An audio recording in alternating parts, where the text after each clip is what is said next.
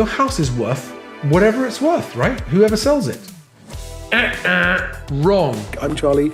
Welcome to Moving Home with Charlie, and thank you for coming. Charlie Landing grew up in Sussex, is the founder of Best Agent and presenter of Moving Home with Charlie. If you want to find one of these guys, look out for those compassionate professionals. All estate agents are not the same.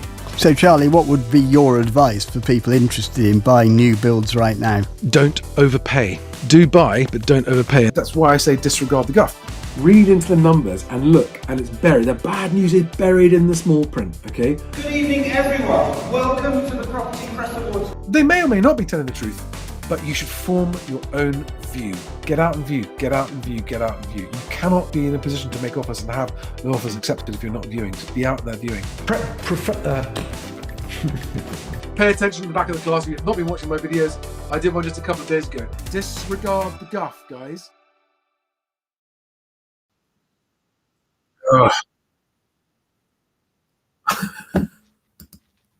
It's the usual shit show. Good evening, everybody. Welcome to another live stream with me, Charlie Landon. This is Moving Home with Charlie. And tonight, because it's all over the headlines, we're going to talk about something that I have been calling for a long time, which is what would actually happen if the government was to abolish stamp duty for UK citizens buying their primary home. Just for those ones, right? Not abolish stamp duty completely. So people going, oh, they'll lose 12 to 15 billion pounds. No. It's about 7 billion pounds if it's only the stamp duty for people selling one home and buying the next. Selling one. So not abolishing stamp duty on second homes, not abolishing stamp duty for landlords, not abolishing stamp duty for corporate purchases, not abolishing stamp duty for foreign buyers, but just for UK citizens moving home. Now, this is back of the envelope fag packet numbers, but actually that communicates, that illustrates the benefits of this better than anything else. And I haven't had time to do proper actual numbers, but very roughly speaking, every time somebody sells a house to someone else who buys it, it creates around about £25,000 of spend between the buyer and the seller, £25,000 of economic activity. Now, you take about £5,000, and these are very rough rounded averages, right? About £5,000 is stamp duty. So we take that out, and it's 20 grand, which is a bit more on the seller's part than the buyer's part, because the seller's got to cover estate agency fees and often preparing the house to sell and that kind of stuff. But it's sort of 8 grand on the buyer, 12 grand on the seller. And the important thing about this is that nearly all of that money is spent in the local economy on jobs that aren't threatened by AI. For example, removals, decorators, roof repairs, window cleaning, gardening, maintenance, plumbing, electricity, all the things people do to a home, either to prepare it for sale or when they've bought somewhere and they're moving in and they want to spruce it up a little bit, okay? Rough round numbers, 20 grand. Now, the problem with stamp duty is that it really stops people from moving.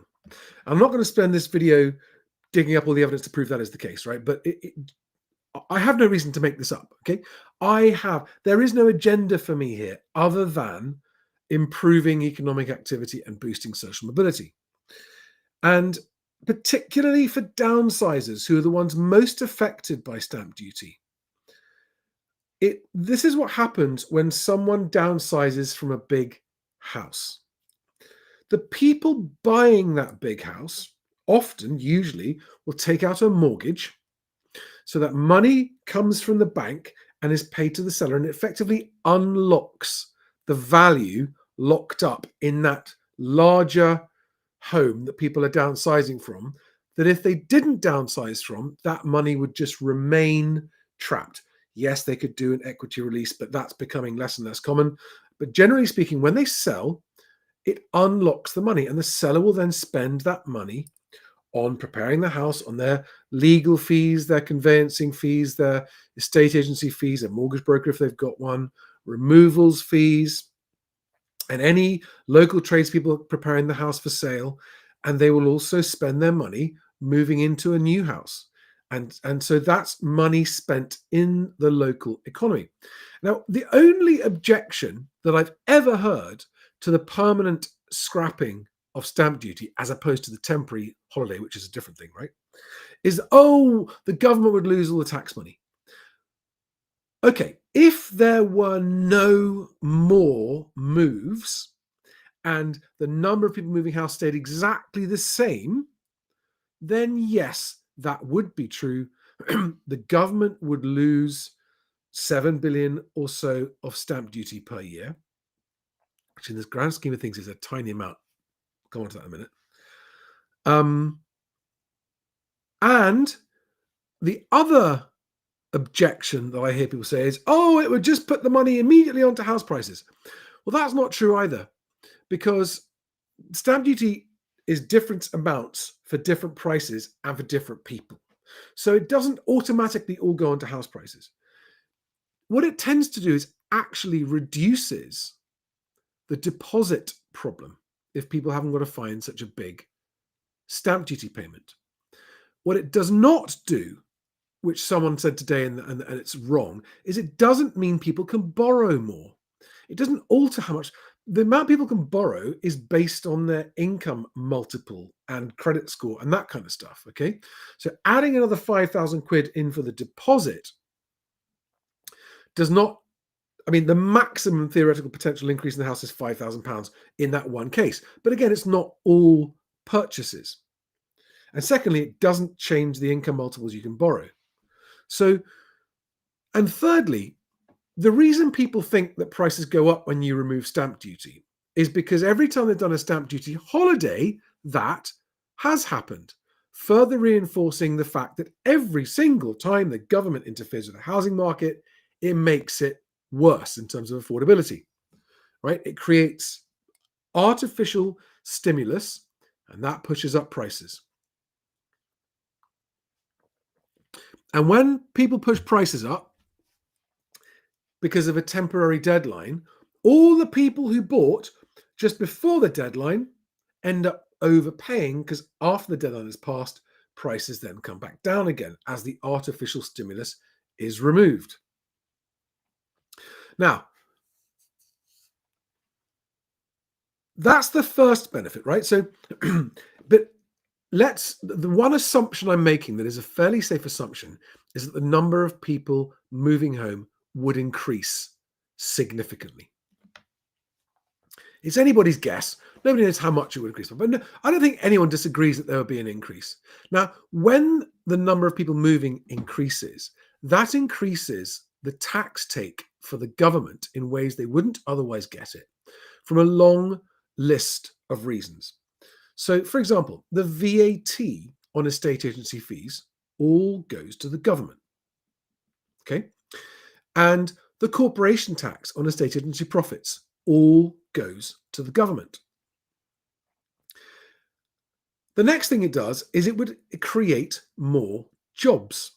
It's very difficult to say how many, but there would definitely be an increase in jobs. There would be more people being employed in a estate agency, because a estate agency is not going to get taken over by AI any more than a estate agency got taken over by the internet when it came along. It didn't make any difference to that at all, right? So there'll be more estate agents employed, more removals people employed, more conveyancers employed. It will create jobs. And by creating jobs, that creates increased PAYE and national insurance, which all goes, you guessed it, to the government, right? These are all good things. If this money goes to the government because there's more VAT, more corporation tax, and more PAYE being created on the back of more people moving, happy days all round, right? But that's just the beginning of the benefit. When people move house more often, as would be the case if there was no stamp duty. It wouldn't just be more people moving, it'd be more people moving and more often. It creates a lot of economic activity at a local level. Some people go, well, hang on a second, Charlie, it would increase demand. But it also increases supply because it's actually often the sellers who are put off from moving by the prospect of stamp duty. So that would kind of cancel itself out. But more importantly, the other really cool effect on government finances of this is that the increased employment reduces the welfare bill. It reduces the unemployment bill. It reduces universal credit for those people who didn't have jobs, who now do have jobs. Okay, so VAT, corporation tax, PAYE, national insurance, and all go up for the government, and universal credit comes down. All of these things are mathematically provable parts of this theory that the number of people moving increases if you scrap stamp duty. But more importantly than that, something that's much, much harder to put the value on is the value of improved social mobility. And social mobility has been gradually sliding down for literally 50 years, right? Hasn't stopped coming down. And scrapping stamp duty would be one of the two measures that the government could make overnight that would turn it around. Because if people can move more easily for jobs, move more easily for families and that kind of stuff, the number of people having children would slightly increase. The number of people moving for jobs would increase. It would just create liquidity and lubrication for society as a whole to function better. Because it's so expensive and time consuming in terms of that, like the taxes. Tax is just friction. It's not a value add thing where you pay money and you get something in return for it. No, you pay your estate agent fees, you get your house sold in return for it. You pay your lawyer fees, you get conveyancing done in return for it. You pay your removals guys fees, you get your stuff moved in return for it. You pay the government stamp duty, nothing in return. Nothing in return. I mean, if public services were to improve on the back of increased tax take, that would be great, but that hasn't ever happened. It hasn't ever happened. And then the numbers start to get smaller, but actually improved liquidity in the housing market leads to reduced pressures on homelessness and getting into housing poverty where people are trapped and desperately need to move, not just for economic reasons, but there's domestic violence, there are splitting families that can't afford to move. There are all of these things that would start to improve. And those are the things that actually have a very, very high cost per person to the government. And never mind that, it would just be a lot nicer, wouldn't it, if it was easier for people to move out of trouble. There are no downsides to this policy. There really aren't, right? Could it put an extra couple of £1,000 onto house prices? Possibly, but that's all, right? And that would be a temporary one-off slight thing, and then it would even out. It wouldn't start fueling a non-stop growth in house prices, okay? Would that be a price worth paying? Yes. Just ask the people paying the price, right? Ask the buyers. Would you rather spend £5,000 on stamp duty or £5,000 on buying your house? They're not going to complain. So, although it's the Conservative Party who've made this policy announcement, I support the policy. Whoever does it, I support the policy. I don't care about the individuals, the people. I care about policies and I care about leadership. And I haven't watched Kevin Badenoch's speech, but this was a surprise policy that wasn't leaked to the media in advance. And it's had a hell of a reaction, and a mostly positive reaction.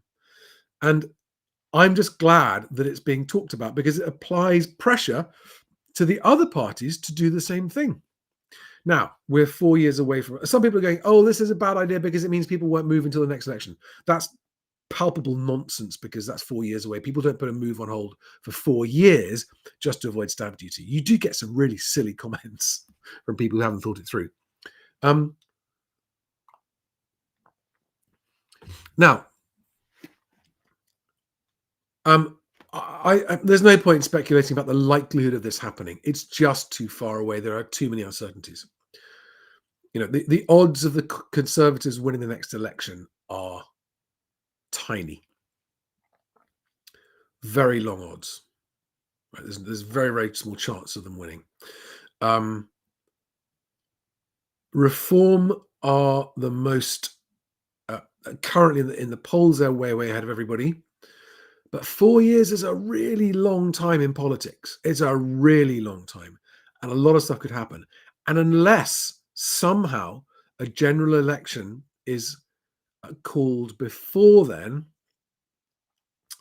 I don't think there's any chance. Now, hey, look, maybe Rachel Reeves will watch this video and get her guys in the Treasury to go, hey, can we just run these numbers that Charlie's talking about? Can we actually just work out what would the likely, and you know, I know that there are people from the property industry with access to a lot of data who do go into Downing Street and talk to them about it. And those people could go in and show them, yes, there would be, we could confidently predict a significant increase in housing transactions. That would increase your VAT take and your PAYE take and your corporation tax take and all these things. And they could actually do the numbers and show that it is a costed policy. So it wouldn't worry the bond market.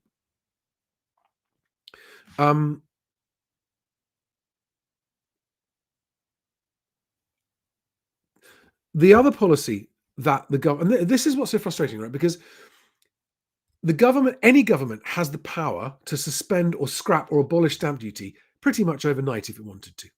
Okay, nobody except people who paid it last week would lose out, but that's, you know, that's just the way the cookie crumbles. So it's so easy. It doesn't require any legislation. None of this nonsense about the government forcing changes to the law on the housing market, thinking it's going to make any difference. Yes, there are changes, some changes needed in the housing market, but you don't need the government to do them. Every time the government touches anything in industry, it turns to shit. Leave it alone, please. Stay away. I know that the property industry has done a shocking job of improving itself, but there are improvements on the horizon that I think would happen faster than any government policy changing the housing market. The other thing the government could do overnight that would massively boost housing market liquidity, in other words, the number of people moving house, would be to decide that HMRC must publish the house price data that it has from 2 weeks ago. 2 weeks ago. The actual transacted, completed sale prices for all housing transactions up to 14 days ago are always available, but only to HMRC. They are not published because people say it's a privacy risk, but nevertheless, the government then does publish them in the form of the Land Registry publishes them later on. So why it isn't a privacy thing then, but it is now, I don't know, right? They don't even need to publish the full exact address.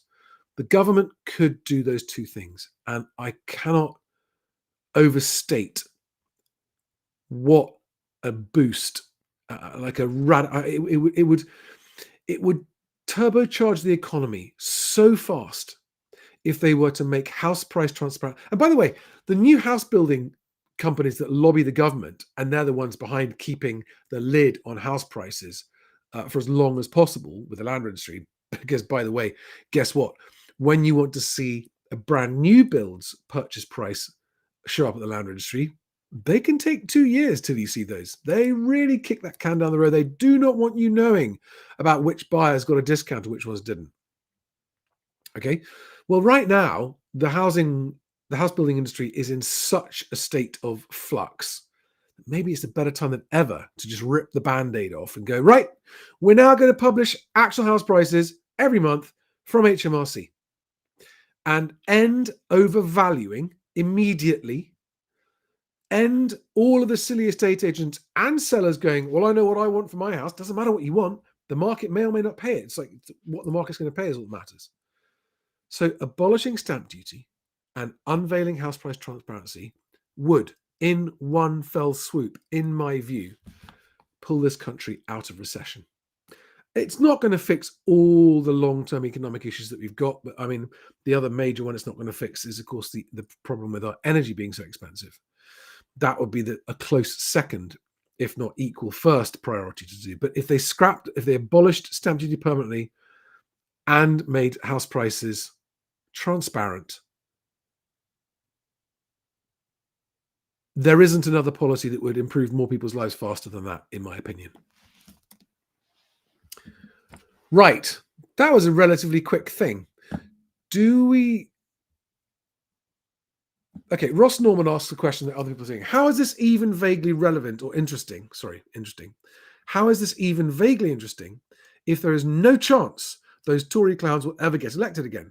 They face annihilation at the next election because of their talk right, act left disaster. The answer is, Ross, because when the other parties see how popular the reaction is to this policy suggestion, it improves the chances of it happening. It's also created a lot of conversation about it, making people aware of it. That improves the chances of it happening as well. So that's why it is interesting, genuinely interesting.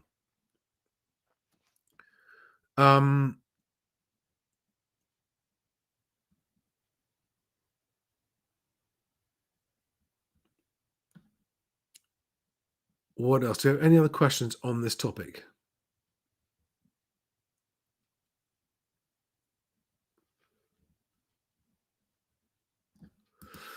Tom Ronan says, as regards the property industry, no stamp duty means more money available in the system, which they will try and grab. Well, I mean, that's what all businesses and all governments do, isn't it? Try and grab more money. That's what they all do. You don't get to just grab money. It's not that easy as a business. It might be as a government, but it's not that easy as a business. And actually, estate agents would make more on the volume of transactions and therefore would be less pressured into trying to increase their fees. So I don't agree with that. Reviewer, get the ONS to run the numbers. Sorry if you work at the ONS. That's a funny suggestion.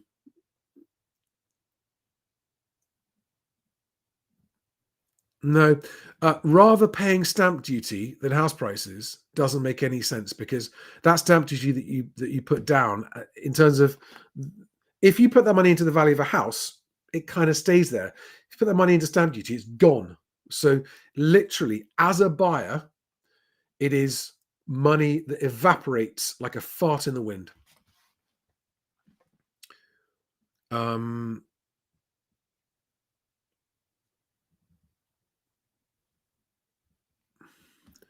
No, Optimus J. No. This point clings to the assumption that sellers set prices. They don't. Sellers set asking prices, and then they don't sell. Buyers set prices. So no one's going to raise prices. Look what's happening at the moment, right? There are houses out there at today's prices not selling. What are they going to do? Just raise them and think it's going to make a difference? This is wrong. Optimus J says the principle of scrapping SDLT looks great on paper, but the reality is different. Sellers aren't looking at the bigger economic picture. No, of course sellers aren't. Neither are buyers. You're missing the point. It is the sheer transaction volume and liquidity that yields the benefit here. Okay? They won't raise prices. They can't raise prices because the prices are set by what the market pays. There are no exceptions to that. Could someone please answer me this question? How can you sell your house for more than somebody can pay for it? You can't. It is actually impossible with no exceptions, right? You can't sell your house for more than someone will pay for it. You actually physically can't. It's impossible.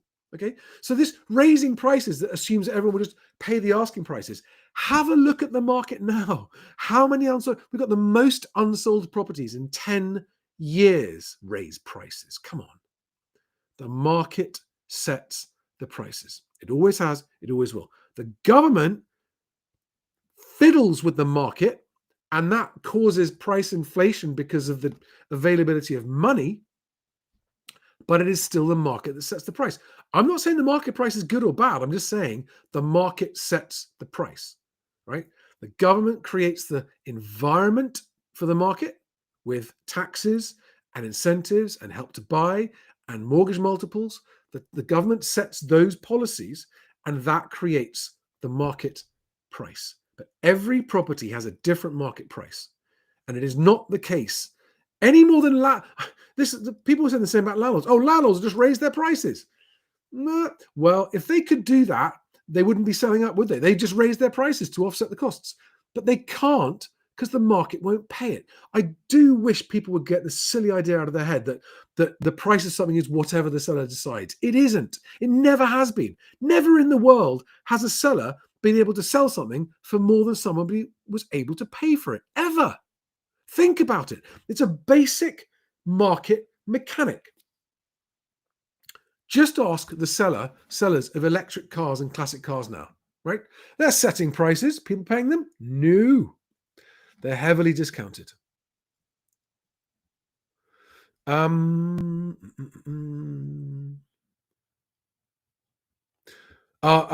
sorry. There are so many. I've done surveys about it. There's absolutely no doubt that there are more sellers and buyers who would move if it wasn't for stamp duty. There's one right just yesterday. Every single day I see people saying stamp duty is what's stopping them from moving.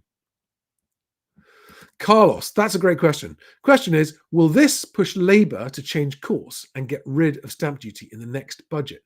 Well, let's hope so. I think there is a chance that they're going to remove stamp duty for part of the market, but that will just be a wasted opportunity.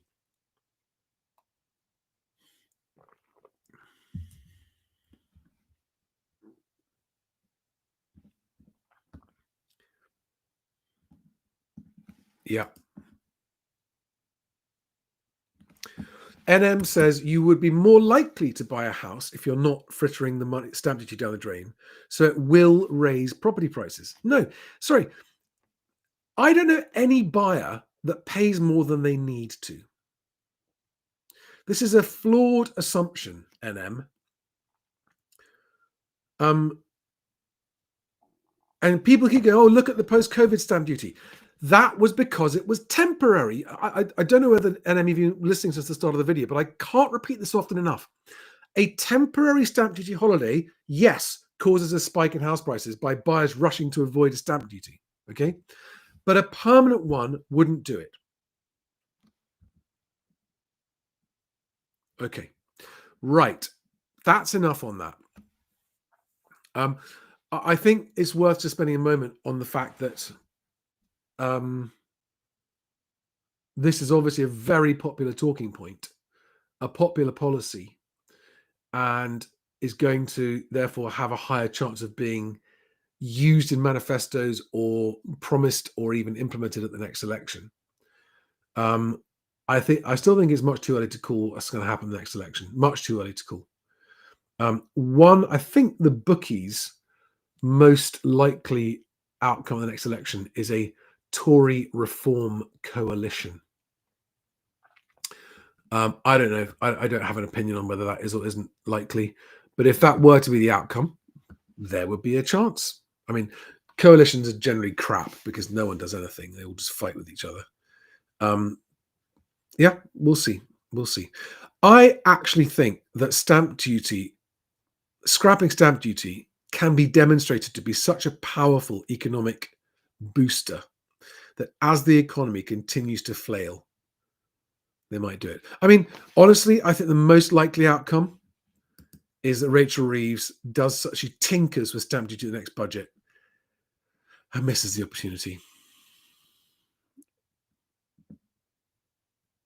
Stephen Simmons says, if stamp duty does undergo changes in the budget, I'm straight on to Martin Lewis to see if there's a PPI-style claim back for those that paid full whack since April.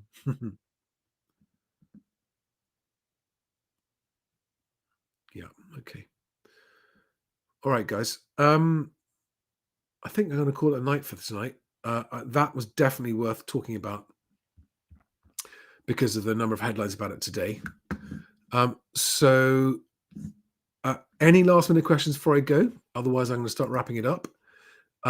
Please make sure if you haven't already put yourself on the mailing list for the newsletter that you do. So you get Friday morning's newsletter, 5 Fact Friday, mhwc.co.uk/newsletter. Please make sure that if you haven't spoken to an independent whole of market mortgage broker before your move, whether you're buying or selling, if a mortgage is involved, make sure that you do, not because they can necessarily get you the cheapest mortgage or the cheapest rate or the cheapest. Don't look for cheap stuff when it's one-off professional services, right? But because they will know the best products that suit your particular life circumstances, portability, redeemability, early repayment penalties, all those kind of things. Always talk to a mortgage broker before you begin your move, because otherwise you're starting a move without knowing what your financial options are. And that makes you less appealing to an estate agent, especially if you're a buyer, right? Except for the ones trying to sell you mortgages, of course. But you want to avoid being frog marched by your earlobe into the in-house mortgage broker's office. You want to avoid that. You want your own mortgage advice, all right? And if you don't have an independent whole of market mortgage broker you can trust, please talk to my guys here at mhwc.co.uk/mortgage. And also, and if you're watching, you know who you are. You were asking me last night about this. If you are buying, you thought I was going to talk about sellers, didn't you? Because of conveyancing. Yes, sellers, you should get your conveyancer lined up first and get your property sale pack ready before you choose your agent. But if you are a buyer, and especially a cash buyer, and you want to make an offer that's lower than the asking price, and you want to get it, and you don't, first of all, get a conveyancer to approve your source of funds, you're missing a trick, okay? Get your conveyancer to run through your ID and anti-money laundering checks and make sure they've approved your source of funds, so that when you make your offer, you can include confirmation from your conveyancer that your source of funds is approved. That is another major tick in the box that means you're serious, you're prepared, you can move faster, and that's one less reason that the deal could fall through. Okay?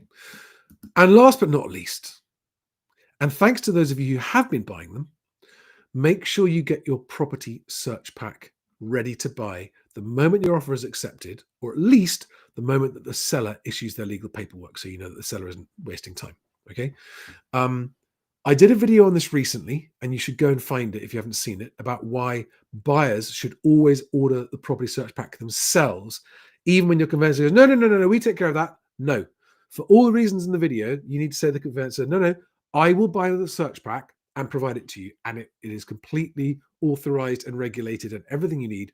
And if a conveyancer turns around to you and says, oh, no, sorry, it won't meet, then they're lying to you. And they do it because most of them like to make a profit on the search pack, right? But they forget to order it. And that can cause a deal to fall through. They order it, and when it comes back, they don't send it to you. Or because they're conveyancers and they're not builders, they don't give you the advice that you should. You don't get a chance to have a look at the search pack results yourself and get advice and form your own opinion on it. So make sure you get your own search pack, and you can get them through me in association with Property Searchers Direct at mhwc.co.uk/property-pack. And please just go and search my video. I will actually put it in the description under this video on YouTube. The property search pack discussion. It was how to avoid. I can't remember. I will find it. I'll link to it below. Okay, but please make sure, buyers, that you watch that video if you haven't. If you're new here and you haven't seen that video, very, very important. On that note, I've had a very, very long day, and I'm going to just knock it on the head. Have a great night, everybody.